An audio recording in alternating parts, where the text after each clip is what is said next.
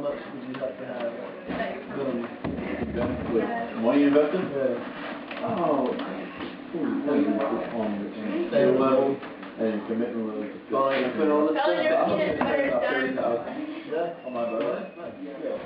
Yeah. Oh, thank you, William. House meetings.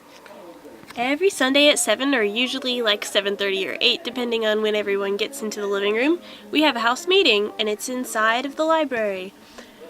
Anyone's allowed to come to the house meetings, particularly for our house members.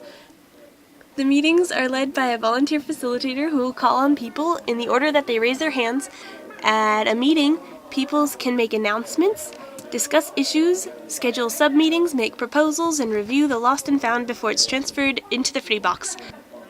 For a house meeting to actually have weight, there has to be at least 5 people at the house meeting, 5 family members or 5 house members at the house meeting. Consensus.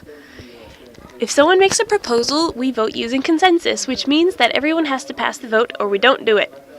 So when we do voting, we do finger representation. So when you hold up one finger, your index finger, it means that you agree or you don't really care about the vote. And so it doesn't really matter which way it goes. If you hold up a 2, it means I don't agree or I have a kind of issue with this, but if you guys all want to do it, go for it. But if you are really against it and people are just not hearing you, you block your arms, you make a big X with your arms for I don't agree and I'm not going to let the vote pass.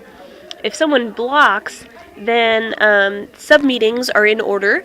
The blocker needs to hold 3 sub-meetings on the issue, or if no resolution is found after 3 sub-meetings, then the issue is totally blocked and it can't come up again for some time, unless there's an amendment that everyone can agree to. If half of the votes are 2, then the vote doesn't pass either because there's too many unresolved issues. Petitions! Issues that change rent, roommates, bylaws, or the ban list will be voted on and then petitioned in the community corner. A petition is it's just a list of names of people in the house who can vote on it, and it also states the proposal that's in place. And people write down 1, 2, or a big X for block, and sometimes their reasoning, comments, and stuff. All petitions must be proposed at a house meeting, placed in the community corner for 7 days, and then re-announced at another house meeting. And as a house member, you can vote on petitions at a house meeting or in the community corner, and if you don't vote after a week, you forfeit your vote. Sub-meetings.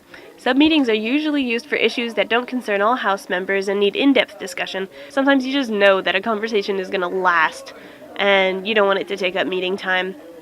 Also, sub-meetings can't really make any decisions, but they can bring up better proposals to bring back to the next house meeting so that people can actually vote or create a petition for it.